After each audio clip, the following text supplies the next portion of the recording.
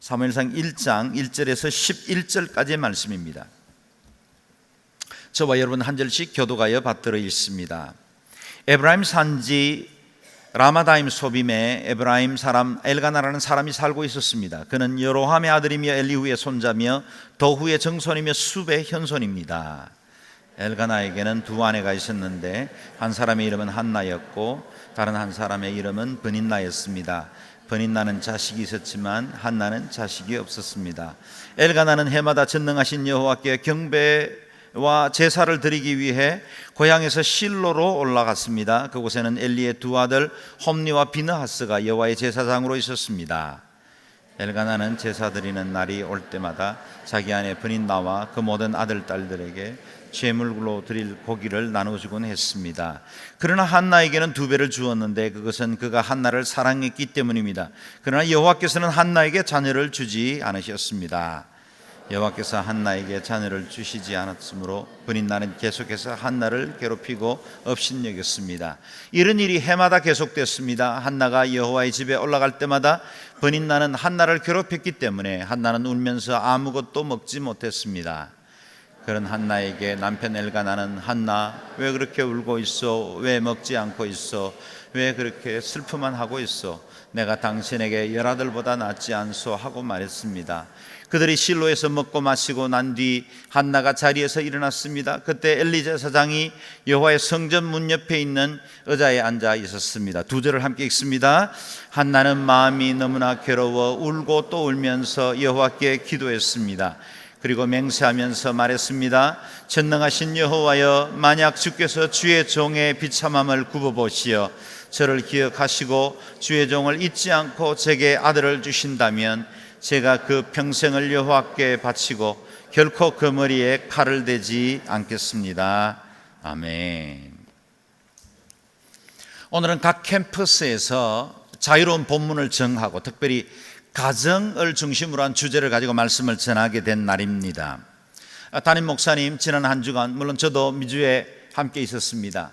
미국의 동부에서 티마 두란노 해외 선교회 창립 10주년 감사 예배를 드렸고, 오마 온누리 미션 얼라이언스 미주에 있는 13개 교회가 새로운 오마라는 기구를 설립하며 감사하는 예배를 또 드리게 되었고, 뉴저지 온누리 교회가 하나님 앞에 새로운 성전을 구입하고 감사함으로 드리는 봉헌 예배가 있었습니다. 이와 같은 여러 순서들 예배를 드리게 됐고, 저는 어제 귀국했지만 담임 목사님은 오늘 뉴욕 아름다운 교회에서 말씀을 증거하고 또 바로 일본으로 넘어가서 러브 소나타, 강장로님 기도해 주신 러브 소나타를 위해서 또 말씀 전하러 가십니다. 우리 목사님의 건강한 몸을 위해서 기도해 주시고 말씀 증가할 때 러브 소나타를 통해서 복음화가 온전하게 이루어질 수 있도록, 그래서 오키야마 지역에 하나님의 나라가 더욱더 확장될 수 있도록 기도해 주시기를 바랍니다. 최근 구마모토 지역에 큰 지진이 일어나서 오카야마와 멀리 떨어져 있지 않는 지역입니다. 그곳에서 큰 어려움이 있어서 지금 베러월드를 중심으로 우리 청년들이 가서 이 재활 복구 사역을 계속하고 있습니다. 위에서 기도해 주시고 일본 땅에 이번 기회에 창조주 하나님 앞에 두렵고 떨림으로 경성하는 하나님의 사람들이 많이 일어날 수 있도록 기도해 주시기를 바랍니다. 때마침 저희 양지 온누리교회도 건강한 가정을 세우자라는 제목으로 5월 캠페인 중이기 때문에 좀 더 깊이 가정에 대해서 묵상하는 그런 날로 삼으려고 합니다. 오늘 본문은 이스라엘이 가나안 정복을 끝내고 사사시대, 다시 말하면 사사들, 재판관이라고 말하는 그들이 정치와 경제, 종교의 통수권자로 이스라엘의 12지파를 다스리던 사사시대의 말기를 배경으로 하고 있습니다. 사사들이 다스리는 시대는 중앙 집권의 강력한 왕권이 세워지지 못했던 시대였기 때문에 사람들은 저마다 자기 소견에 옳은 대로 행하고 있었고, 그리고 주변 왕국에 비해서는 국력이 강하지 않아서 늘 침략 때문에 어려움을 겪고 있던 때였습니다. 이렇게 사회가 암울할수록 이스라엘은 그 어느 때보다 강력한 지도력을 기다리고 있었습니다. 이런 혼란한 시대를 바로잡아 왕정 시대를 열어갈 그 견인차 역할을 감당할 한 사람이 예비되고 있었으니 그가 바로 사무엘입니다.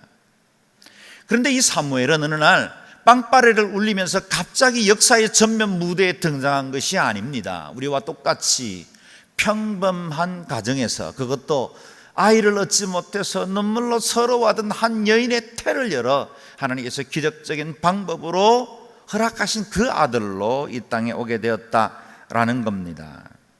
오늘 본문 1절 2절 말씀을 함께 읽겠습니다. 시작. 에브라임 산지 라마다 소임에 에브라임 사람 엘가나라는 사람이 살고 있었습니다. 그는 여로함의 아들이며 엘리후의 손자며 도후의 정손이며 숲의 현손입니다. 엘가나에게는 두 아내가 있었는데 한 사람의 이름은 한나였고 다른 한 사람의 이름은 버닌나였습니다.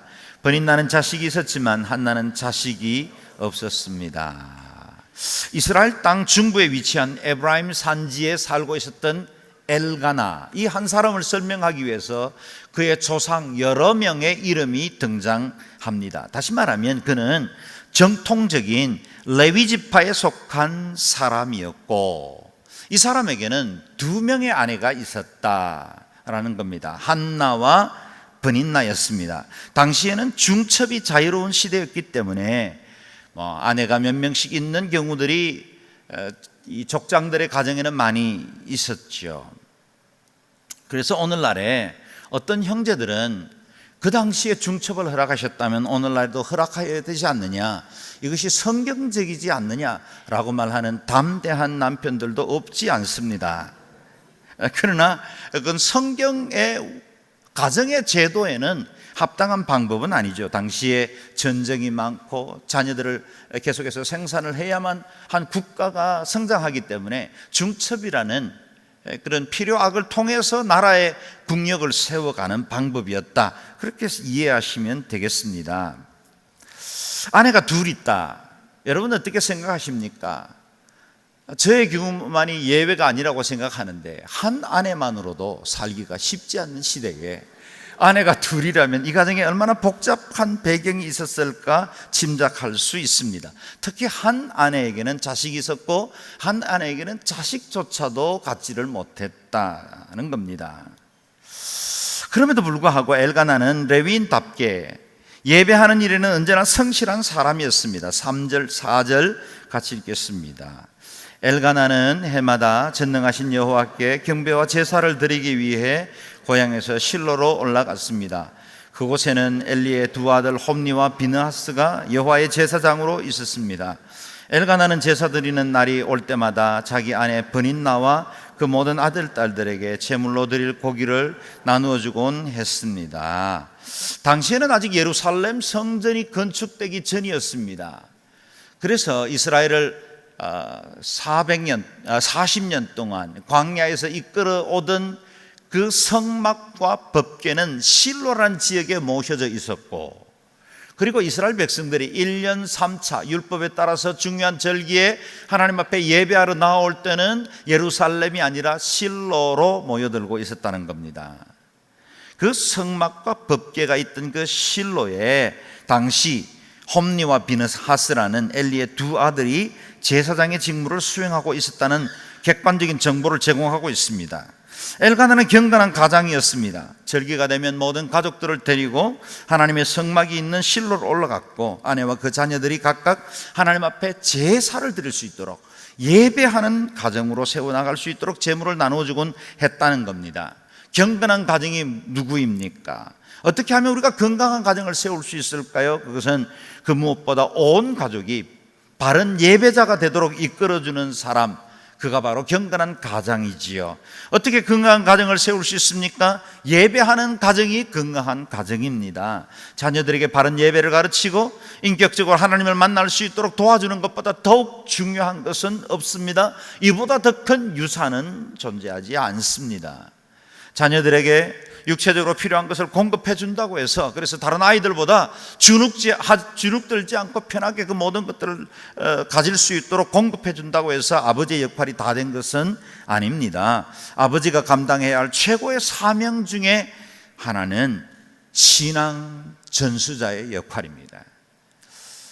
이 땅에 존재하는 모든 경건한 아버지의 최고의 사명은 신앙 전수자의 역할입니다. 그래서 아버지의 역할은 공급자이면서 동시에 인도자가 되어야 합니다. 그들의 필요를 채워줄 뿐만 아니라 하나님의 은혜 가운데로 인도하고 예배하는 가정으로 인도하는 자의 역할을 감당해야 합니다. 그래서 때로는 아내보다 신앙이 부족할 수도 있고 아내처럼 믿음 생활이나 성경 공부, 기도 생활에 집중할 수 있는 환경이 아닌 것이 한국 직장 생활과 사회의 현실이지만, 그러나 한 가정의 제사장은, 영적 책임은 언제나 남편들에게 맡겨져 있습니다. 여러분, 목사들에게 기도받는 것보다 더욱더 중요한 것은 한 가정의 가정제사장 된 아버지들이 아이들을 축복하는 것보다 더 소중한 일은 없습니다. 그래서 믿음의 열조들을 보면 아브라함과 이삭과 야곱의 하나님 되신 그분이 아버지를 통해서 자녀들에게 신앙의 유산을 물려주고 그것을 통해서 가정과 가문을 믿음의 가족으로 세워나가게 하신다는 것입니다. 하나님의 가정은 예배하는 가정입니다. 하나님의 가정은 주님의 말씀 위에 견고히 서 있는 가정입니다. 이와 같이 모범적인 가장이었던 엘가나도 아내들을 대하고 다루는 일에는 미숙했던 것 같습니다. 5절 6절 말씀 같이 읽겠습니다. 시작. 그러나 한나에게는 2배를 주었는데 그것은 그가 한나를 사랑했기 때문입니다. 그러나 여호와께서는 한나에게 자녀를 주지 않으셨습니다. 여호와께서 한나에게 자녀를 주시지 않았으므로 버닌나는 계속해서 한나를 괴롭히고 업신여겼습니다. 하나님께 드릴 제물을 다른 가족들과는 달리 한나에게는 2배를 주었다라는 겁니다. 이유는 단순했습니다. 사랑하기 때문이었습니다. 버닌나는 자녀가 있지요. 그리고 여인들이 당시에 해야 할 마땅한 의무들을 행했기 때문에 사람들에게 업신받을 이유도 없습니다. 그러나 한나는 그러지 못했기 때문에 이 속 깊은 남편, 사랑하는 아내를 위해서 배려하는 마음으로 2배의 재물을 주었다는 겁니다. 배려였죠. 그러나 사랑해도 표시가 나지 않게 해야 하는데, 이 한나에 대한 편에는 버닌나의 질투에 불을 지르는 결과를 갖게 됐다는 겁니다. 버닌나의 입장에서 한번 생각해 보죠. 이 가정에 자녀가 없었습니다. 그런데 자녀를 생산해 주므로 가문을 이어가게 해준 것 아니겠습니까? 남편의 어깨를 들게 하고 남편의 권위를 세워주고 자녀 후손을 이어주는 역할을 하게 한 자가 바로 버닌나 아닙니까? 그런데 자신에게는 언제나 형식적으로 대하던 남편이 한나에게는 표가 날 정도로 편애를 보인다면 어떤 여인이 그 일 두고 질투하거나 화가 나지 않을 공자 같은 여인이 있겠습니까? 엘가나의 태도는 두 아내 사이를 도리어 악화시키고 말았습니다.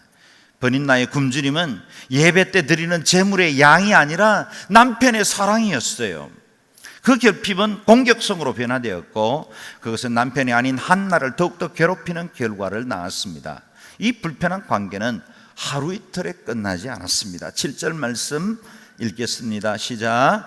이런 일이 해마다 계속되었습니다. 한나가 여호와의 집에 올라갈 때마다 버닌나가 한나를 괴롭혔기 때문에 한나는 울면서 아무것도 먹지 못했습니다. 버닌나와의 불편한 관계는 매년 여호와의 집에 올라가는 그곳에서 이루어졌어요. 평상시에는 각각 아마 다른 생활 공간에서 지냈기 때문에 그닥 부딪히거나 마음이 어려운 일이 별로 없었을지도 모릅니다. 그런데 실로로 올라가는 그 여행길은 함께 해야 하는 여정이었고 시간을 같이 보냄으로 인해서 서로 안에 있었던 그 차이 또 마음의 감정의 앙금들이 서물서물 드러나기 시작했다는 겁니다.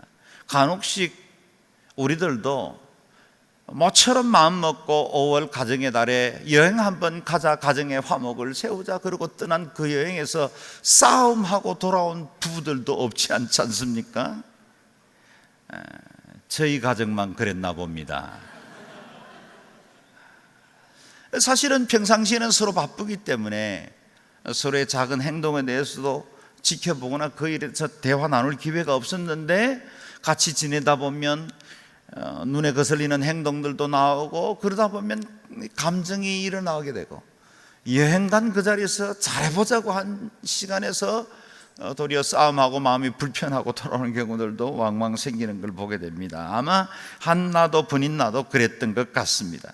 그래서 예배하러 간 그 자리가 그동안 잘 숨겨두었던 상처가 드러나고 불편한 감정들이 예리한 칼날처럼 서로를 향하게 되는 역할을 하게 되었다는 겁니다.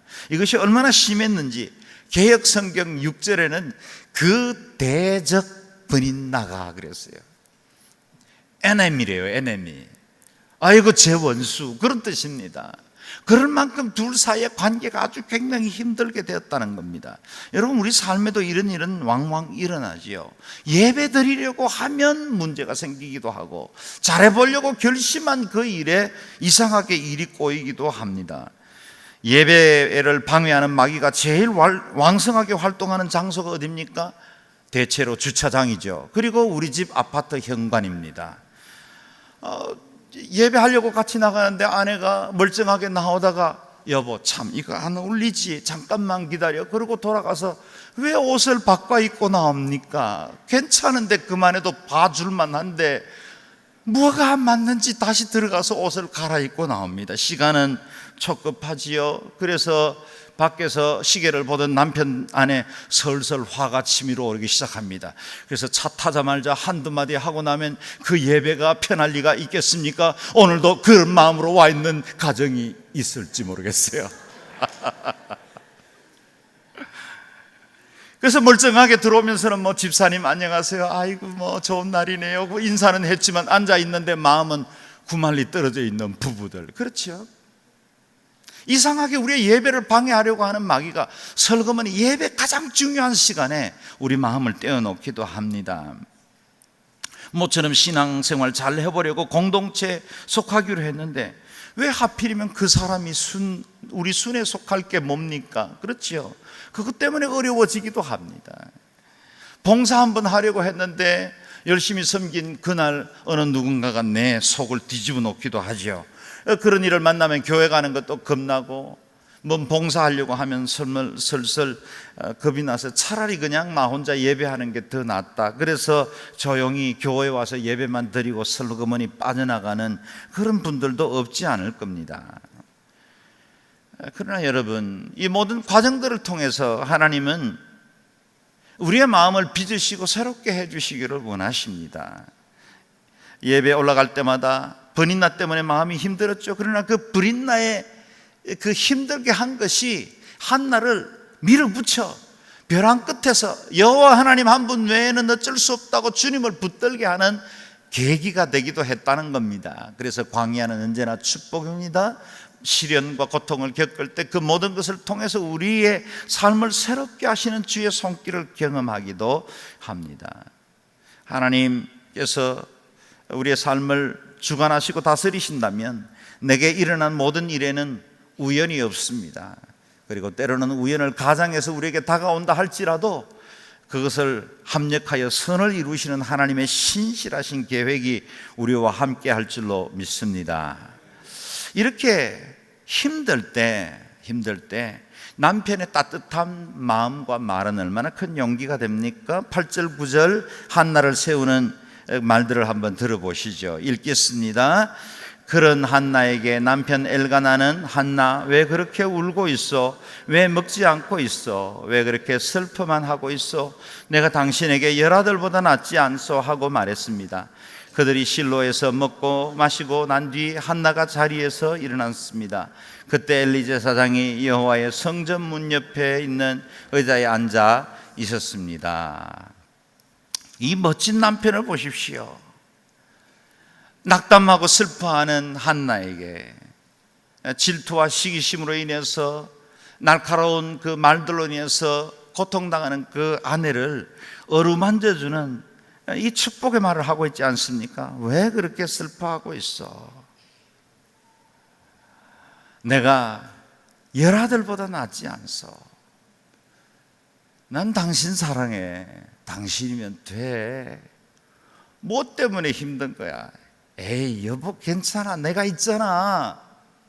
이런 말들은 받아 적어야 하죠, 남성 동지 여러분. 그리고 이런 건 암기해서 자주 사용해야만 합니다. 실망 중에 있는 아내에게 얼마나 큰 용기가 되었겠습니까? 그리고 인생에 새 소망을 주죠. 나는 당신만 있으면 돼. 우리 중에는 목사님, 이 정도 말 하지 않고 사는 남편이 요즘 어디 있겠습니까? 이렇게 말하는 분들도 있겠지만 아직도 여전히 이런 말들이 굉장히 힘들어하는 남편들도 있습니다. 저도 경상도 배경을 가지고 태어났고 성장을 했습니다. 그러나 저는 회개하고 새 사람 되었습니다. 우리 가문에서 볼 수 없을 만큼 아내에게 수없이 사랑을 고백합니다.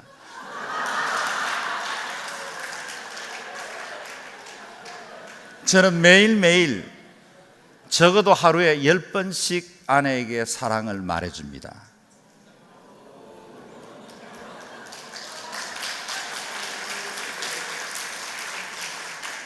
박수는 형제들이 쳐야 하는데 왜 자매님들만 치시는지. 사실은 저도 이 표현하는 것이 굉장히 어렵고 쑥스러웠습니다. 그런데 해보니까 되더라고요. 그리고 해보니까 효과 만점입니다. 무엇보다 가난한 목사에게는 돈 들지 않고 서비스할 수 있는 가장 좋은 방법이에요. 밍크코트 사줄 필요가 없어요. 따뜻한 말, 사랑의 격려만 해줘도 아내는 피어납니다. 아내가 지금 저렇게 나이보다 어려 보이는 이유는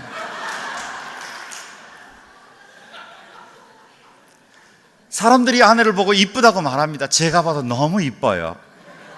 근데 그 이유는 남편의 사랑을 받았기 때문이라고 저는 담대하게 말할 수 있습니다.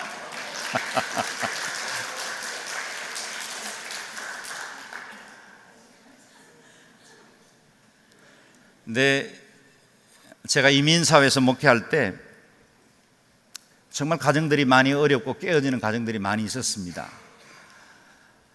재혼, 삼혼한 부부들도 많이 있었습니다. 물론 이민사회이기 때문에 뭐 어쩔 수 없는 여러 가지 환경들도 많이 있다고 생각합니다. 그래서 저희 부부가 스리랑카에서 선교사로 섬기다가 안식년으로 간 LA에서 교회 목회를 시작하면서 저희가 그 가정의 어려움들을 보고 저희 둘이가 결정했어요. 우리가 진짜 사랑하는 가정을 만들자. 그리고 목사가 행복한 가정을 세워야 교회가 행복한 가정이 된다는 겁니다. 저희가 스리랑카에서 사역할 때 우리 아이들 다른 자녀들보다 좋은 조건, 좋은 환경들 제공하지는 못했습니다. 그러나 우리 아이들이 안정된 심령으로 잘 성장할 수 있었던 제일 중요한 건 우리 부부의 관계였어요. 우리가 좀 불편해하면 애들이 너무 불안해합니다. 저희들 부부싸움이 없겠습니까? 어떤 분들은 너무 순진하게 목사님네는 부부싸움 하지 않겠네요. 그런 말씀을 어떻게 하세요? 저희도 부부싸움하며 여기까지 왔습니다. 그런데 저희가 사랑하고 그리스도 안에서 좋은 관계를 유지하면 아이들이 너무 마음의 안정감을 누리는 거예요. 그래서 사랑하기로 결정했고 또 그것은 그다지 어렵지 않다는 걸 알게 됐어요. 사랑을 하고 행복한 가정을 세우는 건 고도의 기술을 요구하는 게 아닙니다. 석박사의 또 가정사역에 대한 학위를 마쳐야만 이루어지는 것도 아니에요. 표현하면 됩니다. 사랑한다고 말하면 돼요. 유일한 존재로 그리고 단 한 사람의 사랑으로 사랑하기로 결정하기만 하면 됩니다. 도대체 여러분 사랑 모아놨다 누구에게 주려고 사랑을 말하지 않습니까? 여러분 김태희가 저한테 커피 한 잔 타준 적이 있겠어요? 아무리 이뻐도 제게 커피를 태워주는 건 저희 아내밖에 없습니다. 아내라는 말은 안에 있는 해입니다. My sunshine이에요. 여러분 저기 드라마에 등장하는 아무리 멋진 남자가 있어도 그 남자가 내게 무슨 의미가 있습니까? 그냥 눈요기 할 뿐이죠. 나를 위해서 수고하고 우리 가족들의 생계를 위해서 여러 가지 치졸하고 힘든 사회에서 치열하게 살아가는 남편, 그 남편보다 더 소중한 사람이 어디 있겠어요? 나 한 사람 바라보고 여기까지 눈물로 가정을 이끌어온 아내보다 소중한 사람이 어디 있겠어요? 미안하지만 오래 살지는 못했지만 살아온 날들의 결론은 사랑하는 아내, 사랑하는 남편보다 소중한 사람이 없더라는 거예요. 가정보다 더 중요한 건 없어요. 그래서 하나님은 이 세상에 유일하게 가정과 교회 두 기관 외에는 세운 적이 없어요. 하나님이 유엔을 세우셨겠어요? 인스티튜트를 세웠겠어요? 하나님이 정부나 기관들을 세웠겠습니까? 학문기관 세웠겠어요? 그런 거 없어요. 하나님은 단 두 개의 기관 외에는 세우지 않았어요. 하나님을 가장 잘 닮아야 하는 기관은 가정과 교회입니다. 그 가정의 핵심이 남편과 아내예요. 우리보다 더 소중한 사람이 어디 있겠어요? 남편과 아내를 사랑하지 않는다면 누구를 사랑한다는 거예요? 누구에게 우리 사랑을 나눠주겠어요? 그래서 사랑은 허다한 허물을 덮는다고 하셨고, 사랑은 죽음보다 강하다고 하셨어요. 한나가 살던 당시에는 아내를 낳지 못한다는 사실은 개인이나 가정에게나 큰일이었어요. 불임이 그냥 단순한 생리적인 개인의 문제로 그치지 않고 하나님의 벌로 여겨지던 때였습니다. 그런 시대에 보여준 남편의 사랑, 엘가나의 배려예요. 만약 이 시대에 이 정도의 사랑을 했다면 우리 남편이 사랑하지 못할 아내가 어디 있겠어요? 지금의 아내가 우리 남편들 사랑하지 못할 남편이 어디 있겠습니까? 우리 교회에 속한 모든 남편과 아내들이 그렇게 서로 사랑하고 연약함을 담당하고 허물을 덮어주고 오직 한 사람만, 한 유일한 사랑함으로 아름다운 가정을 이루어 나가는 모든 가정들 되시기를 주의 이름으로 축원합니다. 저는 결혼 주례를 할 때 늘 짧은 성찬식을 순서에 넣습니다. 남편이 아내를 사랑하는 것보다, 아내가 남편을 사랑하는 것보다 그리스도께서 두 사람을 더욱더 사랑했다는 사실을 가르치기 위한 순서예요. 그리스도께서 내가 사랑하는 남편을 위해서 십자가를 지셨다는 거예요. 내가 사랑해서 결혼식 현장까지 들어왔지만 그리스도만큼 사랑하겠습니까? 그리스도께서 자신을 내어주심과 같이 사랑할 수야 있겠습니까? 그래서 언제나 부부 두 사람 사이에는 그리스도가 계신 것을 기억하라. 그리스도가 계신 것을 기억하라. 그래서 남편이 그리스도를 더 사랑하고 그리스도께로 더 가까이 다가가고 아내가 그리스도를 더 깊이 사랑하고 가까이 다가가면 두 사람은 그리스도께 가까이 다가감으로 두 사람도 깊어지는 거예요. 가까워지고 연합하는 것이요. 그것이 성경적 가정의 부부 관계의 모델입니다. 그리스도를 사랑함으로 한 온전한 가정을 이루어가는 것입니다. 엘가나의 위로와 격려를 힘입어 한나는 음식을 먹은 후 일어나 하나님의 전으로 나아갔습니다. 이게 중요해요. 남편의 격려와 용기를 받고 음식을 먹고, 음식 못 먹던 그 마음, 음식이 혀끝에서 그냥 혓바늘이 돋은 것처럼 못 먹던 그 입에서 음식을 먹고 사랑 때문에 힘을 얻어 하나님께로 나아갔습니다. 그리고 기도하기 시작했어요. 기도함으로 부부관계에 자녀가 아들이 없는 이 삶의 근본적인 문제를 하나님께 구함으로 얻기로 결정한 것입니다. 조금 전에 읽었던 5절과 6절에는 하나님께서 한나에게 자녀를 주시지 않았다라는 말씀이 반복되고 있습니다. 사실 이 말씀은 좀 더 해석이 필요한 부분입니다. 우리 중에도 자녀를 갖기를 원하지만 자녀가 잉태되지 않아서 불임과 난임의 어려움을 겪고 있는 가정들이 왕왕 있지요. 이런 부부들에게 한나의 경우를 바로 단순해서 대비시키는 것은 큰 위험이 있습니다. 하나님께서는 어떤 가정이든지 자녀들이 생산되기를 원합니다. 그래서 생육하고 번성하며 땅에 충만하라 문화명령을 주신 말씀 그대로 모든 부부들은 결혼하거든 자녀가 있기를 원하는 것이 하나님의 계획이에요. 여기 하나님께서 한나에게 자녀를 주시지 않았다는 말씀은 하나님께서 한나에게 의도적으로 자녀를 주시지 않았다기보다는 한나의 불임에 분명한 하나님의 뜻이 숨어 있다라는 사실입니다. 하나님께서는 이스라엘의 새 시대를 열어갈 사무엘이라는 위대한 한 지도자를 보내시기 위해 준비해 나가는 과정으로 한나의 마음과 기도를 사용하셨습니다. 여러분 기억하실 겁니다. 하나님께서 종종 믿음의 가정에 충분한 기도를 채우시고서야 자녀를 주셨습니다. 아브라함과 사라의 가정에 이삭을 주실 때도 그랬습니다. 야곱의 남다른 사랑을 받았던 라헬 역시 요셉을 얻기 전까지 많은 기도를 쌓았던 난임 여성이었습니다. 세례 요한을 낳았던 사가랴와 엘리사벳 역시 난임 부부 중에 하나였지요. 그런 사모하는 마음들을 통해서 하나님은 주의 뜻을 이루어 가십니다. 때로는 자궁의 태를 열어 하나님의 복으로 자녀를 생산케 하실 수도 있습니다. 때로는 내 몸은 아닐지라도 가슴으로 자녀를 낳아 입양하여 키우게 하실 수도 있습니다. 두 부분을 함께 하나님의 뜻으로 마음의 문을 열었으면 좋겠다 하는 것을 말씀을 드립니다.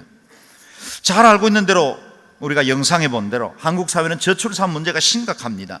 주보 사이에도 저출산 대책에 관한 포럼에 자세한 내용들이 나와 있습니다. 지금 펴시지는 마시고 나중에 꼭 한번 읽어보시기를 바랍니다. 그래서 3포의 시대다. 취업과 결혼과 자녀에 대한 포기된 세대, 그것을 살아가는 우리 젊은이들 생각하면 정말 마음이 아픕니다. 저는 베이비 부머 시대의 말기 파도를 탔습니다.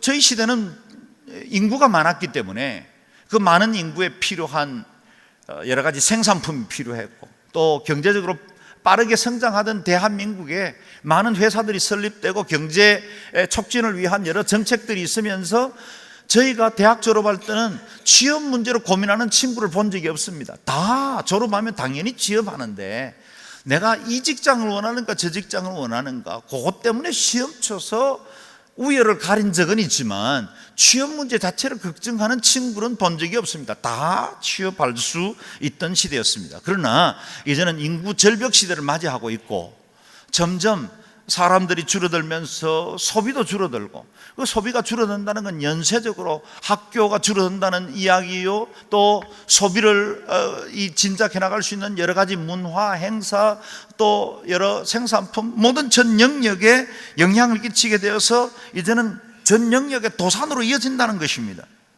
교회도 예외는 아닙니다. 여러분, 우리가 차세대 이렇게 매월 한 번씩이라도 축복하는 것은 우리가 받은 이 축복 차세대로 이어받지 않으면 교회는 비어버릴 거예요. 지금 우리가 이렇게 자랑하는 아름다운 교회와 예배시설들 아무런 의미가 없는 시대가 곧 다가올 수 있습니다. 위기감을 가져야 합니다. 교회가 미래를 준비해야 합니다. 우리 교회 통합적 교단에도 40% 이상의 교회가 교회학교 운영을 하지 못하는 시대가 되어버렸어요. 초등학교 문 닫는 데가 많습니다. 이제는 대학도요, 이제는 정원과 학교에 입학 정원과 대학을 가기를 원하는 사람들의 숫자가 이제는 일치되어 버렸어요. 누구나 대학 다 갈 수 있습니다. 이와 같이 교회가 쓰나미같이 밀려오는 이 사회적 문제 과연 해결할 수 있을까요? 저와 여러분이 이 대한민국의 미래적 문제를 해결할 수 있을 만한 능력이나 준비는 있습니까? 사실 쉽지 않습니다. 답이 없는 것처럼 보여지기도 합니다. 그러나 우리가 할 수 있는 일이 있다면 기도하는 일이죠. 그리고 우리 주변에 우리 청년들 너무 결혼 미루지 않도록 좀 적극적으로 그들을 독려하기도 하고 가정을 세울 수 있도록 조금 못 살면 어때요? 조금 어려우면 어때요? 다 갖춰서 결혼할 필요가 뭐 있어요? 함께 고생하면 되는 거죠. 젊은 부부가 건강하기만 하면 앞으로 이룰 꿈들이 얼마나 많습니까? 왜 다 이루어서 집 한 채 뭐 전세라도 마련하고 나서 결혼해야 되겠다, 뭐 그럴 이유가 뭐 있겠어요? 없으면 없는 대로 서로 힘을 쏟아서 함께 살기로 결정하면 살림도 늘어가고 또 가정도 건강하게 세워지는 경험도 할 수 있는 얼마나 축복된 시간인데요. 사실은 각 가정들마다 어렵고 힘들 때 서로 눈물로 젖은 빵을 먹으면서 함께 고생할 때가 언제나 가장 행복한 시기이기도 합니다. 우리 자녀들 그렇게 독려해 주셔야 합니다. 조금 수준을 낮추기도 해야 합니다. 그래서 저는 목사로서 또 딸을 둘 가진 아빠로서 쉽게 할 수 있는 말은 아니지만, 우리 그리스도인 공동체 자매들이 믿지 않는 형제, 그러나 믿을 수 있는 충분한 가능성이 있는 형제들에 대해서도 조금 문을 더 열어야 된다고 생각을 합니다. 현실적으로 우리 자매들이 신앙생활을 하는 만큼 신앙이 있는 형제가 어디 있겠어요? 지금의 20대, 30대의 젊은이들, 우리처럼 이렇게 신앙생활을 할 수 있는 환경을 가지고 있는 젊은이들이 거의 없습니다. 그러니까 세상에 지금 함몰되어 있지만, 그러나 믿음의 가능성이 있는 사람들은 많이 있잖아요. 어린 시절에 교회 학교를 다녔거나 부모님들이 신앙생활을 하거나, 그러면 지금 교회를 안 다녀도 뭐 술, 담배 좀 해도 맞아들여서 그가 좋은 믿음의 가정으로 세워나갈 수 있도록 하는 것도 선교적 사명은 아닐까요? 너무 조심스럽습니다. 내 딸요? 저 그렇게 못할 것 같다는 생각이 듭니다. 그러나 그렇게라도 하지 않으면 이 사회적 문제를 해결할 수 없다는 그런 절박함을 갖는 것도 솔직한 심정이에요. 로마 시대가 콘스탄틴에 의해서 기독교가 공인되던 313년에 뚜껑을 열고 보니 10%에 이르는 어마어마한 그런 기독교 인구를 갖게 됐는데, 그 중요한 원인 중에 하나가 경건한 기독교 여성들이라고 그러지요. 당시에 성적으로 아주 문란하고 이미 헬라 문화에 의해서 인간의 육체가 아름답게 부각되던 그런 시대에 그래도 정숙하고 자신의 순결을 유지하던 여성들이 기독교인이었다는 거예요. 그래서 로마의 고급 장교들이 기독교인 여성들을 아내로 삼는 것을 즐겨했다는 겁니다. 그들이 들어가서 그 세대는 아니라 다음 세대 자녀들에게 복음화시키고, 그래서 기독교가 로마 제국을 총칼 하나 없이 지배하기도 했다는 겁니다. 오늘 우리가 너무 폐쇄적으로 세상과 문을 닫아버리면 세상에서 얼마든지 그리스도께로 돌아올 수 있는 많은 사람들을 잃어버리는 영향력도 있다는 거예요. 조심스러워요. 강단에서 선포하기 두렵습니다. 그러나 이제는 그런 마음도 가져져야만 우리가 하나님 앞에 이 세상을 구원하는 일에 새로운 관점을 가지고 문을 열 수도 있지 않나, 그런 생각을 해봅니다. 오늘날 임신 중절로 엄청난 아기가, 공식적인 통계로는 매년 40만 명의 아기가 빛을 보지 못하고 뱃속에서 죽어갑니다. 비공식적 통계는 100만이 넘는다는 통계가 있습니다. 6.25 사변에 3년 동안 죽은 사람들보다 더 많아요. 매년. 우리가 낳은 아기들, 미혼모유에서 낳은 아기들은 우리나라에서 성장하지 못하고 우리 부모들이 입양하지 않기 때문에 해외로 입양되어 버립니다. 대한민국의 미래를 위해서라도 믿음의 가정들이 자녀들을 입양해서 경건한 하나님의 사람으로 키울 필요도 있다는 거예요. 나는 우리 젊은 부부들은 할 수만 있다면 자녀 하나씩 더 낳았으면 좋겠어요. 저기 4명 가지고 있는 우리 김주희 선교사님 가정도 하나 더 놓을 수 있으면 놓으셔요. 네. 정말 애국자죠. 제가 얼마나 이쁜지 모르겠어요. 지금 우리 대한민국의 미래와 그리고 한국교회의 미래는 지금 우리 세대에서 준비하지 않으면 아무렇게 짝이 없습니다. 그래서 우리가 특별히 이번 주일날 전 캠퍼스가 이 저출산에 관한 문제를 가지고 함께 설교하기로 결정한 거예요. 쉽지는 않는 문제. 특별히 목사님 요즘 애 하나 놓아서 교육하는데 뭐 1억 5천 든다는데, 알아요. 문제 알아요. 대한민국 정부가 충분한 해법을 주지 못한다는 것도 압니다. 지난 몇 년 동안 10조에 관한 돈을 쏟아부었지만 1.21%의 출산율이 최근에 1.19%로 도리어 떨어져 버렸어요. 그리고 2300년이 되면 지구상의 대한민국이라는 나라가 지금 정도의 출산율이면 사라져 버린다는 거예요. 전 세계에서 가장 먼저 사라질 나라 대한민국이에요. 일본보다 우리는 출산율이 더 떨어져 있으니까요. 출산할 때 우리 부모가 갖는 그 책임 적지 않다는 것도 알아요. 물론 교회가 책임져 주지 못하는 것도 잘 압니다. 그러나 우리가 믿음으로 자녀들 양육하고 하나님 앞에 왜 세상 아이들처럼 뭐 다 필요한 것들 공급할 필요가 뭐 있어요? 그리고 분명한 건 행복은 절대로 그거하고 관련이 없다는 것 살아본 사람들은 압니다. 괜찮아요. 가회 그만큼 안 시켜도 돼요. 애들요, 태어나기도 전에 뭐 애들 옷 준비 다 해놓고, 걷기도 전에 무슨 뭐 유모차 준비해놓고, 무슨 보행기 다 준비해놓고, 그렇게 안 살아도 돼요.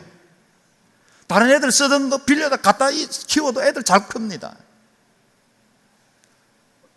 출산 이후에 비용을 걱정하지 말고 이 아이들이 정말 하나님의 사람으로 제대로 성장할 수 있을까에 대한 고민만 할 수 있으면 하나님이 채워주시라고 저는 믿어요. 그래서 우리가 이 문제를 한번 끌어안자는 겁니다. 그리고 한국교회가 함께 이 문제를 위해서 기도하고 성경적 가정을 세우고 우리 자녀들 더 많이 생산할 수 있도록 돕고 하나님의 은혜 가운데 믿음의 세대를 이어나갈 수 있도록 하는 일에 우리가 다리 역할을 해주자는 것입니다. 이 세대를 위한 절박한 기도가 필요한 때에 한나의 기도는 우리에게 좋은 모델이 됩니다. 10절 11절 말씀 같이 읽겠습니다. 시작. 한나는 마음이 너무나 괴로워 울고 또 울면서 여호와께 기도했습니다. 그리고 맹세하면서 말했습니다. 전능하신 여호와여, 만약 주께서 주의 종의 비참함을 들어보시어 저를 기억하시고 주의 종을 잊지 않고 제게 아들을 주신다면 제가 그 평생을 여호와께 바치고 결코 그 머리에 칼을 대지 않겠습니다. 한나는 온 마음을 위해서 기도했고 그 눈물의 기도는 서원의 기도가 되었습니다. 그래서 어떻게 보면 우리 대한민국 한국교회는 서원의 기도가 필요한 시기인 것 같아요. 하나님, 차세대 우리에게 허락해 주세요. 우리가 차세대 믿음으로 잘 양육해 볼게요. 우리 세대에 받은 이 부흥, 이 은혜, 축복들을 우리 차세대 잘 넘겨줄 테니까 주님, 우리에게 차세대를 주세요. 그렇게 기도해야 할 때가 아닌가 생각합니다. 머리에 칼을 대지 않는다는 말은 거룩하게 구별된 나실인으로 구별하겠다, 그런 뜻이지요. 과연 한나의 기도는 응답받았습니다. 오늘 본문은 아니지만 19절 20절 같이 읽겠습니다. 시작. 다음 날 아침 그들은 일찍 일어나 여호와 앞에 경배하고 라마의 집으로 돌아갔습니다. 엘가나는 자기 아내 한나와 잠자리를 같이 했고 여호와께서는 한나를 기억하셨습니다. 한나는 임신을 했고 때가 되자 그녀는 아들을 낳았습니다. 한나는 여호와께 구해 얻은 아들이라 해서 그 아들의 이름을 사무엘이라고 지었습니다. 아멘. 여호와께서 한나를 기억하셨습니다. 오늘 우리의 기도도 기억하실 줄로 믿습니다. 여호와께 구해 얻은 아들이라, 슈무엘, 그래서 여호와께 구하다, 그런 이름을 가지고 사무엘이라는 이름을 지었습니다. 이 나라의 민족의 미래도 여호와께 구합시다. 여러분, 우리 가정의 아픔도 내 개인의 문제도 여호와께 구합시다. 내 삶의 미래도, 우리 한국교회의 미래도 여호와께 구합시다. 여호와께서 기억하시고 우리에게 응답하셔서 하나님의 기적을 한국교회와 저희 가정에 열어가시기를 주의 이름으로 축원합니다. 아멘. 이 시간에 기도하겠습니다. 기도할 때 하나님, 우리의 믿음을 새롭게 해주시고 우리가 더욱더 온전한 하나님의 사람으로 바로 서게 하여 주시옵소서. 우리 가정들이 견고하게 서게 해주시고 경건한 남성, 경건한 여성으로 온전한 가정 이루게 해주시고 우리 가정들에게 자녀들을 허락하셔서 태가 열리지 않는 자녀들에겐 하나님 오늘 주일 예배를 통해 태가 열리게 해주십시오. 혹 그리하지 않을지라도 가슴으로도 나올 수 있는 마음도 허락해 주셔서 하나님, 우리 한국교회의 미래를 함께 열어가고 우리 가정이 그리스도 안에서 복된 가정들 되게 하여 주옵소서. 동서같이 기도하겠습니다.